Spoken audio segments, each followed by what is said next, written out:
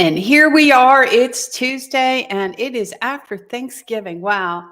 A great Thanksgiving holiday for us, that's for sure. And Michael DePeazer, it's certainly a pleasure to have you here as our co-host on the F&I Tip of the Week with Becky Chernek. Now, guys, if you're new to this channel, I'm Becky Chernek and this is Michael DePeazer.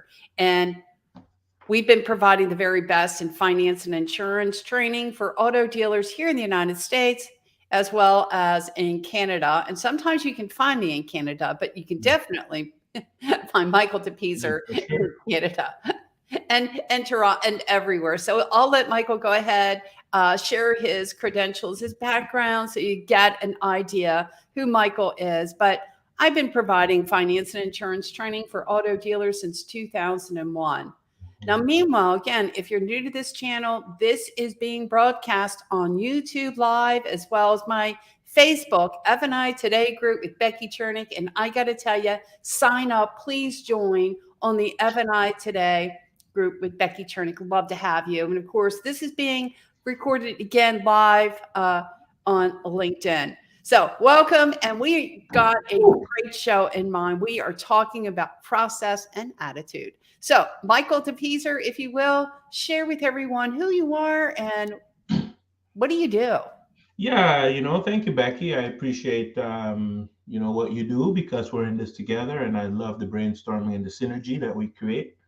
Like you, I'm here to help somebody get better. Specifically, I was in the finance office for about 10 years. I later decided to be a trainer. I took my processes and I kind of created a training process that I'm able to train the finance office with. But long story short, the title is hardly something I relate to. It's how I do things. So what I do is I just try to empower people, empower the people to know how capable they are and follow some of these wonderful processes that myself and Becky know to be true to work. But that's pretty much it. Yeah. Well, process will, here again, back in my career, I learned earlier on when I was working with JM&A and they were sending me out to dealerships all over the country. I learned real quick that a process will either make you or break you. So first of all, defining that process, what is it and who is responsible to make sure that it's being implemented?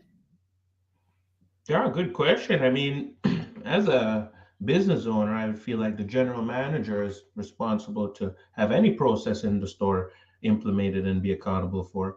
But the idea of process and how does it look, I feel like it's first we should understand why it's important. And I feel like it's for the customer's benefit. Imagine a customer came into the car dealership and said, "I like that red car." You take them to the red car. "Oh, is that green one the same?" You go take them to the green car. You bring them back into the store. "Oh, how much is that?" You go run to get the price. You're running around. So then the customer's going to leave. "Oh, that was a busy day." So processes are designed to kind of herd the client through so they have the best experience. So if you don't have one, the question is how is your CSI? It's probably directly related to having a process. So yeah, what does a process look like? A series of steps, frameworks where you could take a customer through to get them through kind of the opportunity to present and then the opportunity to ask for the business. So yeah, something you do with all customers that even if they get you off track, you could pull them back. You could wheel them back and make the best experience for them. That's how I see it. Yeah, sometimes we get off track. I mean, this gives us a direction, if you will, a map, right? Roadmap. Certainly. But sometimes we veer off. But it's nice to be able to know where to come back. And it really steers us in the right direction. And I think you have an analogy about the airport. So if Yeah. you I don't mean, know where you're going, you'll end up someplace else. and this is the whole idea. I mean, yeah, I always say this when someone asks, "How did I end up here?" Is imagine you're going to the airport and you jump on a random plane. The idea is you're going to end up in a random place. It only makes sense. It's a random plane. And I always add a little flavor to it by saying most places you end up ain't going to be where you want to be. So imagine you went to the airport and you bought a specific plane ticket to say Hawaii. You end up in Hawaii. So life is like that. If you don't have a plan, well, it's designed to spec wherever you are. It's random. So, but yeah, exactly. A process allows you to get through that gate. I mean, we need that. This is the most lucrative per square foot revenue generating piece of the business is the F&I office. So you better have a process. So I go in and when I'm in or doing an in dealership training, I really try to figure out what is your process? Well, what's Mhm. that workflow all about? How do you see it from the time that that customer lands on the dealership website, from landing on that? What's that experience look like? What's that workflow look like? Mhm. From there to what's taking place once the customer gets into the dealership? Are we doing things all over again? Are we connecting the disconnect? Are we aligning that experience from online to in dealership? What is that process? And I wonder how many do you see that actually have a written process down? They write it down. It's a knowing from Mhm. one step to the next until we finalize this transaction in the F&I office. I feel as if when there is a written process that is Mhm. put into place, and again, we don't have to be perfect about it because none of us are perfect by any means. I know I'm not. But at least we have a footprint or that map to fall back on. What are your thoughts there? I mean, that's quite obvious to me. Here's the analogy I would use. Imagine if I want to work out and I do a workout today for 20 minutes, tomorrow I do 20 minutes, it compounds. And what happens over time? You naturally get better. You get muscles. Yeah. Anything you do over time compounds. If you're doing a random series of steps, you're getting random compounding. You could hardly get feedback from it. You could hardly know what to tweak. You could hardly know what works. When you have a process, you could get feedback from it. Not only do you naturally get better, but the feedback that you generate allows you to tweak specific areas. For instance, you have a process of how you present. You find that everyone's saying no to warranty. Well, what does it mean? Change your message, send out a new message. But you just have to tweak that one area. So it allows you to do that. But if you're random, you don't know if it's your warranty. Is it because you started with a bad attitude? So it's necessary. Look at Amazon. I mean, look at all the elites. Imagine you went to Walmart's site, you press a button, and someone had to take the order in. Oh, wow. And this is the most lucrative part of the dealership. You want it to streamline for your customers. You want them to be happier. You can't do that without a process. The customers don't have time for random acts either. It's Yeah. the work. Because you don't, how do you correct what you don't know? How do you fix what you don't know? If in fact maybe something's not working. Maybe as you say, maybe this particular close isn't working as well. And maybe it's time we recognize that, and it's something that can be measurable, and at the same time you can change up on that. But if you don't, the issue is that seldom do we understand the process to look back to determine whether or not that particular process, wherever that it may be in that workflow, is actually working or not. You can't measure what you don't know. That's why I always like, it's not being robotic. I'm not talking about being robotic, but just in knowing what my steps to the sale is. This is why it's always been advantageous to some degree for a sales associate to have a steps to the sale. There's steps to the sale. Some have 6 steps, some have 10. I like the 5 better, but I'm just saying there Mhm. are steps to the sale. There's no different for steps to the sale in the F&I office. So that process to me has always been, I know, you know where I'm going with that, don't you, Michael, Yeah, already? I know that. Hey, you know what? The process is good. It leads you to be able to explain. So for sure, there's not one way to skin a cat. There's a lot of different ways to skin a cat. And I want to talk a little bit about pushing through this process with a positive attitude. Now, Mhm. I got to tell you, some of these guys may be having a little bit of a hangover from the past 2 years of have exceptional sales and profits. I mean, congratulations, everyone, for, I mean, managing at a very difficult time. You know, when COVID hit, it wasn't easy for anyone, let alone turn around that deal and really make a serious impact on that performance. I think it's terrific. But success has sometimes a way of catching up to us, like Thanksgiving and Christmas catches up to me. Too many cookies, Becky. Too many potatoes. And my stuffing I absolutely love. So that doesn't do me any good, but it has a way of catching up to us. Let's be honest. And so now it's like maybe I didn't have to rely so much on these skills that customers were buying regardless. And now, guess what? Things are getting a little bit tougher. Or maybe going back to whatever normal is. I don't even hate to, what is normal? I don't know. But so putting that, getting back into that skill set again and getting that attitude to say, you know what? Things changed. Got to do it. Got to move on. Got to make an impact. Got to study. Got to get with it. What are you seeing and hearing in your stores? It's hardly you're hearing random things because, I feel like we're passionate about this. We see things that, honestly, because of the passion that a lot of dealers can't see. So, you go in there, they won't think anything's wrong. They think everything's functioning fine. So you see all types of comfort is what you see. You don't really see any chaos, anyone thinking there's opportunities as much. But it's why I like what we do. We could educate and actually know how through education processes there could be real change in the F&I office. Like a lot of things we share apply to real changes in the F&I office that you see a dollar change, you see an attitude change. So imagine you had a F&I team whose attitude got uplifted. Automatically, with what they're doing, they're going to see more results.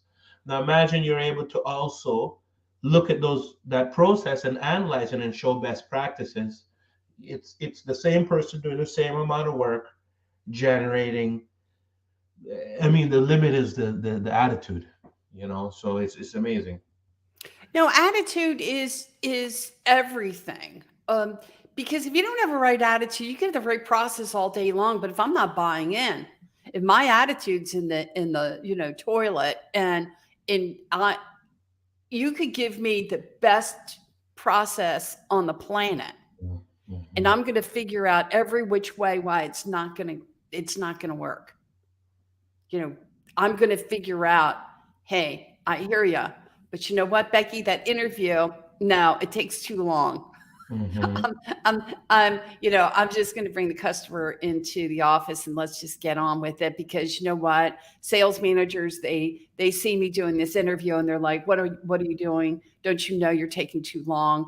That sort of thing. So they'll come up with every other reason why maybe not to do if because of because the attitude's not right. How do you get an attitude right? How do you do that? I know with me, when you and I get on the phone, I'll tell you, you make me feel like I'm like ready to rock. I am making it happen. And I'm sure that when you're in front and you're working with others, they feel your passion. Passion is really what helps to really kickstart, to motivate, to get people thinking and get them out of their chairs. 100%. I mean, how is it done? First of all, you have to live a certain adversity in your life where you're able to break through some thinking patterns. I feel that that's one. You have to be in the job to be able to have that practical experience. But long story short, is shine a mirror in people's face. There aren't too many things sugarcoat what we're doing. It's like the example I use at the airport. Go to a random plane, random destination, look around you, look at the people who had goals. How could you see that and not understand it and say, oh my gosh? Someone might say to me, hey, life is tough. I'll ask them, what did you do today? What did you do yesterday? There's the answer right there. So, but then by knowing that, you could say, okay, now I have to do my routine. If someone knows why skipping a process, they're only affecting themselves. never mind the ripple effect. But if you actually know what skipping a step does or not doing that interview does, if someone painted that raw mirror image to you, you will change. So the idea is no one's addressing these attitude issues. There's just a bunch of theory and practical being applied, but it's the attitude. They have to know why and how things are. So there's a lot of psychology involved, but that's where I feel the new growth is. It's not in the strategies, it's in the people uplifting, the mindset, the 2.0 F&I. Yeah, and just getting back on track. It's Been just back really, on getting my head back on track. I got yeah. this. I know this. And I love what I do. You've got to love what you do, right? You've got to love to be in the car business. You got I mean, some have are working more hours than others. I know in some of their stores in here in the States anyway, longer Mhm. hours than Oh yeah. perhaps what's going on in Canada. I did Um, my hours for sure. Oh yeah. you've got your Everybody's doing hours. hours in the car business. But It's I love retail. people. I love people. So I love that piece, and that's what keeps me in. Because the car business alone, oh man, it's a tough goal. It's a tough goal if your mind ain't right. Well, I can imagine, and so I had a conversation the other day with an associate that I've known for a long time, and we got into like, how in the world, Beck, did you keep your focus for so long? I was in retail for before I was recruited, hired by JM&A. And Hmm. JM&A, I will tell you, really helped to mold me Hmm.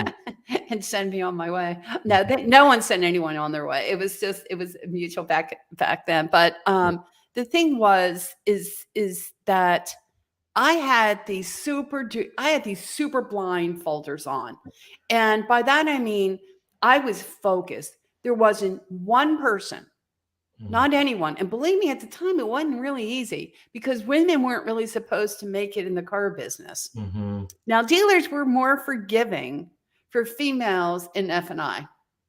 That was true. Hmm. But I got to tell you, it was still there was a lot of what's the word? Resistance. Resistance, right? And good word. That you just have to put those blindfolders on and say, you know what? It doesn't matter. Hmm. I'm sticking to it. I'm going to make this happen. This is my career, and I'm going to do everything that I can to to drive it to make the greatest impact in my career. I read books, I did everything, I Hmm. studied, I did whatever I could do to make a difference. And that's what I think, that sometimes we get down on ourselves, but Hmm. again, we have to realize that everyone goes through the same thing, but we have to figure out a way to pick ourselves up and focus, put those blindfolders on, and just have and do everything that we can to make that greater impact. This is it. This is it. And how do you get somebody to be as motivated as you? Well, unless you're showing them the hardcore facts and shining a mirror in their face, they don't even know what they're doing. But when they do, this is the best job in the world. Could you believe this? You could change your mindset and double your salary just by not getting in your own way, just Hmm. by not prejudging, just by not doing the same thing over again, that you're getting the wrong result, but you just don't know to adjust it. It's not yielding you nothing, but the feedback from it tells you to adjust it. It's basically telling you, look, over there, that's the solution. No, I want to do it the broken way. Yeah, I love being broken. So yeah, so I love it. I have passion for it. You have passion for it. Any Yeah, dealer I want to just felt like I just like, I know this is the direction I want to go in. Mm-hmm. I'm putting those blindfolders on. I'm doing everything that I can. Focus. You know, first thing when I got to the dealership, I wrote down my objectives. What did I Mm-hmm. want to achieve? Where was I going? Think and Grow Rich was part of my reading material. Augmentino, same thing. But it was goal setting and making sure, where am I? and where am I going? Now, one of the things that I would always do, and it would drive everybody just mad, but every deal, and I don't recommend every deal. I think maybe, before you leave at the end of the day, review your performance. Mm-hmm. I could have been a little bit drastic when but every deal mattered to me. It didn't. Cash deal, finance deal, lease deal. I never argued about. I said, give me that deal.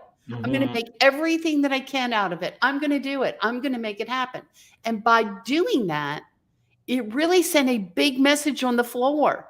Mm-hmm. I wasn't hiding from salespeople with a cash deal. I'm like, let's make this happen. I'm going Yeah. to love on that customer just as much as I love on that finance deal. And it paid off in dividends. Mm-hmm. That salesperson, who I took that skinny with or helped put deals together with. Mm-hmm. Mm-hmm. I can tell you a couple of times we had that Gil Nickerson deals.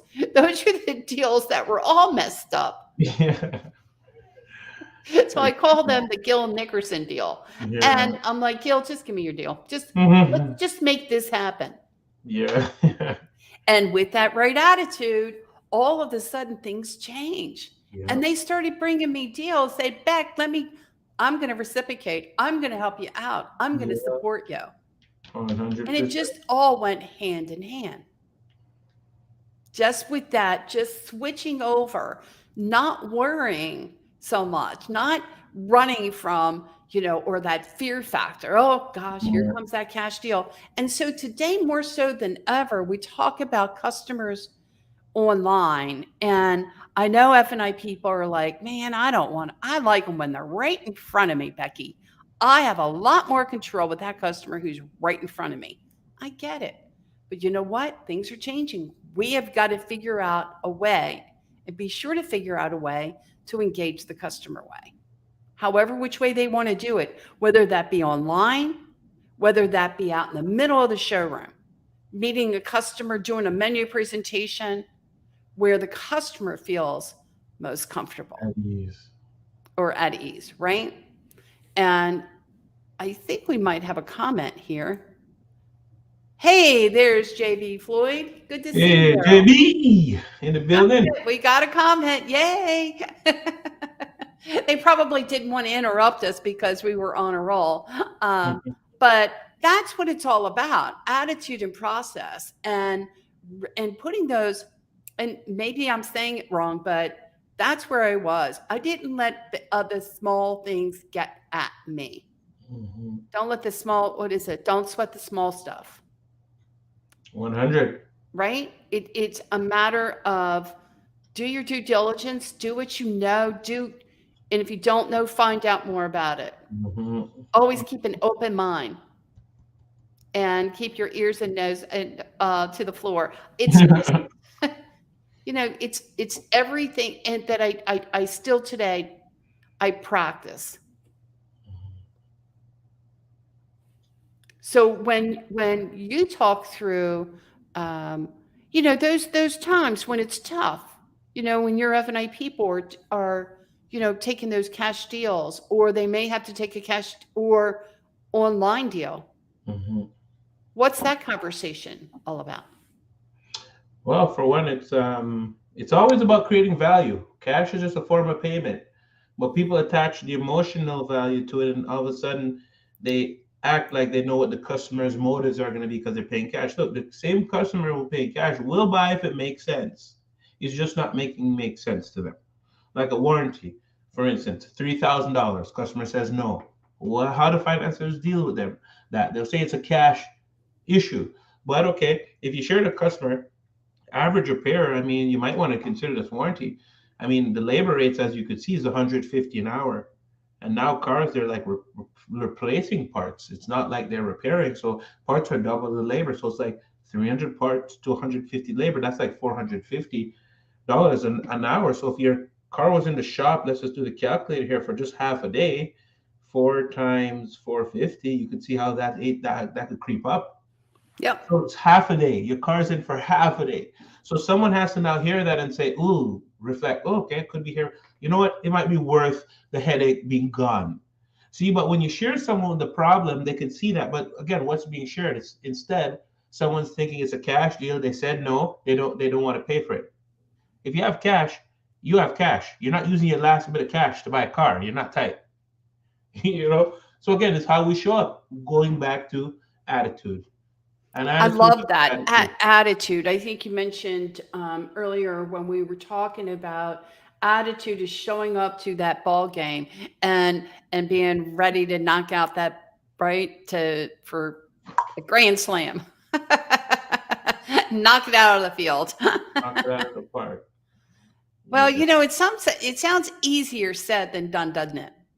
You know I what? mean, It's it's actually easier quite for us to easy. sit here and talk through it, and I got to tell you, that's what I would hear sometimes from some of the F&I folks. Back, I hear you, but it's easier maybe to talk through that. But you have no idea what we go through day in, day out, Yeah. as we're in the trenches, and it's Yeah, it like actually is quite easy. I mean, it's actually life is easy. We get in our way. Their finance managers are making way too many decisions. Like they're looking at someone and thinking, okay, I'm gonna go over this or that. Come on, where's your process to go over it all? Oh, look, the salesperson said this. I'm not gonna go over this. No, people buy value. So if you share them value, so it's again, it is because you teach folks how to get out of their way and you realize even life is easy.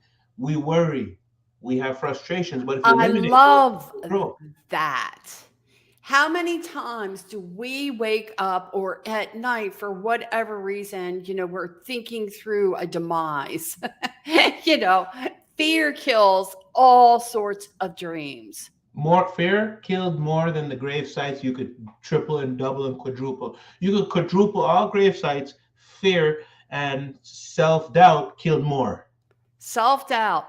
If you just and one of the beauties of not prejudging, it is Wow. it just is amazing because I can tell you how often for myself, and I do have to market, right? I do have to sell Mhm. my wares, my training. I have to be out there. It's not easy. Mhm. Car dealers are not easy, right? Mhm. I mean, they're always looking for ways, thinking I got taken advantage of the last time. Mhm. But it is being in front and being consistent with your presentations 100% of the time. It really is. When we were training, first implemented menu selling in the AutoNation stores, it blew me away. I'm like, how Mhm. in the world can it be that easy that you're going to go ahead, Mhm. disclose a base payment to a customer? Oh, let's see how that works. And at the same time, present 100% of the products to 100% of the customers all the time. Yeah, 100%. never going to work. It's never going to be profitable. It's Mhm. just not going to happen. I can tell you how many, including myself for a while, thinking, okay, I signed Never up. fail. I better be able Never to do fail. this deal. And it was like gut wrenching. It really was gut wrenching. And I was beside myself. It floored a lot of us. And it's all about not prejudging that customer and Mhm. presenting 100% of the products every single time at full retail all the time. We didn't pick and choose. I don't know if I want to go ahead and mark my product up by 1500 with this customer. Mhm. Oh, I can certainly do it with that customer. Exactly. We're that smart and intelligent to read behind a pair of blue jeans. Oh, give it a break. You know what? At the end of the day, here's how simple it is. There's never a sale to be had. And when people understand that you could get a receptionist, she could go through a 2-day program and turn up to be the best in the store. Why? There's no sale to be had. When somebody says no, it's embedded in the belief or emotion that they have. It's what it is.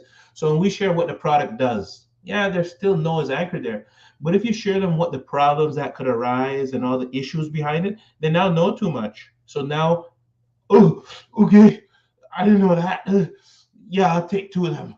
It only makes sense. So when you teach people that just share information, Let them clearly, they want transparency, share them how it looks. Guess what? When somebody sees how it looks, they're automatically, they know what your solution is. Actually, they feel the pain. They need a solution now because they know it could creep up on them. And if they have a bad attitude of the world, how the world's always against them, guess what? They always have bad luck. I better get it. Because so, but you have to show them the stuff because we're in the people business. So when you share information, what could happen, then it creates emotion, and that is that concerning emotion that makes people say, I want it. So we're just again talking about the good stuff. Well, yeah, no, no, no. I said, no, you're creepy. It could be the best thing they need. So don't even talk about the solution. Talk about the problem. Don't worry about the solution. They're already going to ask you for it. So you could again teach people how not to. You're not there to confront, prejudge, just share information. Just sharing information, be more Sharing is consistent caring. about it. And sharing is caring. Don't let the fear, don't let the doubt, don't let it get the best of you. I used to, and I'm sure this is something that you might have seen back in some of the training classes that you had taken as well, but the bell curve. And we talked about the F&D type situations. And believe me, they're going to be F&D type situations. It doesn't matter what you do, how you do it, who you do it with. You could do it on top of your head. It just doesn't matter. People are just not going to buy from you. It's just going to happen. But that should not persuade you to think that, hey, this close doesn't work, because it does work. For the most part, it works a lot more than it doesn't work. So I actually call that F&D what ifs. You don't go into taking a position in F&I, at least I didn't, thinking, what if I can't sell a service contract? What if I can't convert a customer from cash to finance or to lease? That never came out of my mouth when I was sitting in front of that dealer, because otherwise that dealer would have said, what to me? Well, I don't know whether or not you can handle this position, right? So those what ifs can really get the best of you. So if you what if it's going to cost you. So instead of what ifing it, don't worry about it. Just be all you can be out there, be present, and don't prejudge. 100% And the best way to all the kind time. of get that across to a finance manager, especially one in training, is say, hey, your job isn't whether they buy or not. Your job is to make sure they understand the problem. That's it. Because when they understand the problem, don't worry about the buy part, please. Because I never wanted this watch that's on my wrist. I said I'll never get an iPhone watch ever. I saw my friend use it. I started a workout routine, and I saw how he was tracking his fitness. Just because of that alone, I bought the watch. Then I got to see how great it is. But I was a denier. People don't want stuff unless they know what could it do for them. And then once you know that, who wouldn't buy a warranty? Who wouldn't? Knowing that you're going to be on the hook for this crap that could go wrong, that does go wrong, especially if you're living in a cold climate. So education, that's all the customer needs. If you just educate them, you could get the lady who's from the library, the like 30, 45-year-old, just sharing information, her F&I numbers will be out the roof. So in closing, what golden nugget can you share, maybe two, with our new F&I people, and maybe even our veterans to, 2000, we're breaking into December. I can't even believe it. I mean, I'm floored. I woke up one day, next thing you know, here we are. Sure. It's December. So share some nuggets with our F&I people new and some of the veterans to kind of get them ready for 2023. What would that be? Well, for one, I mean that's something I just look at my life and I think what really shows up is the grass is greener where you water it. That's for sure. So if you're watering random, you're gonna get random. I mean, this is just part of facts, right? So that's one that really sticks to me because that's where it ends up. And then consistency, not intensity. It's not the 24-hour workout, it's the 20-minute a day. That's manageable. So what does this mean? Your process, how consistent you are, is going to correlate to your results. And if you make little tweaks, you could actually increase your results. Literally. Literally. But if you're doing random, there's nothing to tweak. You don't know what's going wrong. And guess who it's always? The customer is not a buyer. His Ain't Uncle that the Freddie, truth? his Uncle Freddie said not to buy it. Guess what? If you share some facts, Uncle Freddie can't even defend the facts. So it's but we don't have anything to say. So yeah, consistency, not intensity, and the grass is greener where you water it. And even just to sum it up for accountability is what do you do with the garden that's entrusted in you? This is the best job in the world. What are you doing with it? Are you running a Circus Soleil? But here's the real deal. Nobody really knows what they're doing. They think they're doing it right. That's okay. So no one's intentionally damaging their business knowing that they're doing it right, or else everybody will go get training. So they think they're doing it right. So I feel like it's up to the whole community, with our part being to educate how there's these gaps, and then by anyone hearing it could see, challenge it against what's going on in the dealership. They'll clearly see what kind of circus show is going on. It's a circus show in some of these F&Is. They're pretty much the VPs of the organization, and they're losing $1,000 to $1,500 every deal that nobody knows about. Every deal. Yep. Because their own ways is what's coming to play. So you have personal problems. Guess what? You don't have work problems. You have personal problems that's showing up in the office. So if no one's addressing them, good luck. Good luck. So, anyways, I have a sense of humor for it, but I love the office. And I really want to give back to the F&I office by training those folks, because I know the struggle it could be. It could be the hardest, highest paying job, but could you believe it could be the easiest, highest paid job? There's no decisions to be made. So it's beautiful. Absolutely beautiful. Well, this is very passionate to me as well. I've helped hundreds, if not thousands, of F&I people over the years in workshops all over the country, as well as in dealership, customized in dealership training. And once it clicks, once it clicks, and believe me, I've had some wonderful heated conversations, and I love it because, look, I'm not here for you to tell me that everything that's coming out of my mouth is gospel. But I want to hear the objections, because if I can hear the objections, I can close the objections. If I don't know what the objections are, guess what? I can't do it. But I think that it's important.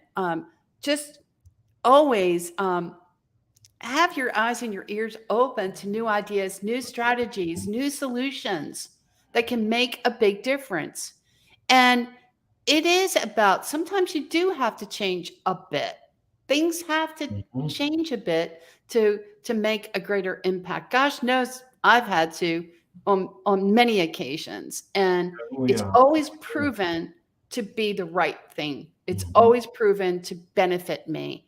But when those eyes and ears are shut down, and you've always been doing this for so long a certain way, because let's face it, you might have been successful for a long time, but that doesn't necessarily mean that you're going to be successful and keep doing what you've always been doing and expecting a different result. The thinking, actions, and procedures that got you where you are today, they ain't good enough for tomorrow. However, if you have a process in place, guess what? You always get better. Because you can measure what you know. Exactly. It doesn't matter what the rates are, the weather is, you're getting better because you know what to tweak. You see the feedback from it. You see the customer's responses. It's amazing. It's almost, there's no work to be had. You're always, if they say no, you're just sharing more information. Your job is not to close them. Share information. Let them deal with that information you shared. So make sure they clearly know. And if they say no, show them with the numbers how the average repair. Look, 450 on average. Look, you want to deal with that? Just give them the truth. And if they can't deal with it, they'll buy the ounce of prevention rather than having the pound of cure later. We owe it to the customers to be transparent and let them know what the issue is, because too many of them are running into issues thinking, I didn't know it could be like this. Because someone in the office said, do you want warranty? No, I don't want a warranty.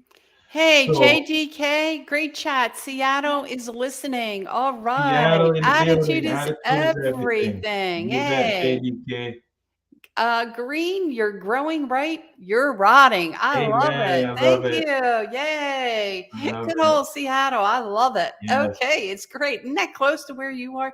No, Well, I know what the language definitely is, because that's where it's all at. It And starts with that's the where it's at. I love it. I'm glad that attitude. Seattle made their way here, and I'm just wondering if they're making it from Facebook or if you from YouTube. Where are you guys? Where are you from? I don't know whether or not you're hearing this or not. Just be curious. But yeah, that's what it's all about. It really is. It's all about having that super attitude, superhero attitude, winning, and when you have that winning attitude, anything's possible. It really For truly sure. is. It's amazing how many things we can really impact. Yeah, So and to offer some value to anyone who's listening to this, dealers would hire me to do a mindset training with their staff, just motivational, not even correlated. It's an hour long. So I record myself doing that training. I have the recording coming in 2 days. So whoever wants to put a note there saying, you know what, send me a copy. I'll send you a copy of that mindset training that I do. It's just an hour. And you'll see by you watching it and hearing the examples, you'll see the impact. Now imagine that to somebody who's in that office. So anyways, it's not correlated, it's just mindset, but it gives an idea of how that attitude gets adjusted, and it can. Within an hour, it could actually get tweaked. And the trajectory is self-sustainable because they're able to reflect. And anyways, that's something I'd offer to anyone who wants to check it out. well, wonderful. Next time, we'll make sure that we post your email up there so they can also reach out to you, Michael. And I do have a audio. It's not from me. I didn't do it. It's from Laura Pagano, and she Mhm. changed her last name. I do, but she did a really cool series, hypnotherapy series on Mhm. um, the presence, your presence, and process and confidence. It's really good. She did that for me several years back, but I know some of the managers swear by it as well. So there Mhm. is just, I mean, anytime you can take that attitude and jump it up along with that confidence and repeated activity, sky's the limit.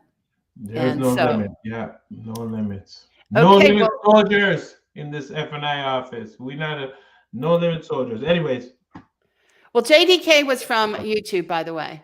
So just mm, so I want to thank you again for thank you, listening JD. Okay. here on YouTube land. So this is terrific news. This is good. I'm glad it's happening on YouTube as well. And until next Tuesday, right? Till next Um, Tuesday. yeah. So I thought this was a great conversation. I can't thank you enough. And thank you guys for listening in. We certainly appreciate it too. Thanks. Thank you very much.